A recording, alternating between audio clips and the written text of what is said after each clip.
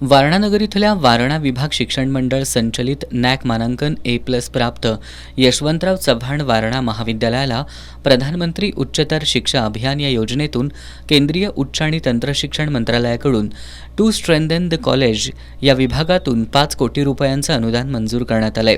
देशातील 40,000 महाविद्यालयांपैकी 400 महाविद्यालयांची निवड होणार होती। यामध्ये महाराष्ट्रातून 46 महाविद्यालयांमध्ये कोल्हापूर जिल्ह्यातून वारणा महाविद्यालयाची निवड झाल्यामुळं वारणा शिक्षण समूहाच्या शिरपेचामध्ये आणखी एक मानाचा तुरा रोवलाय, असं आमदार डॉक्टर विनय कोरे यांनी सांगितलं।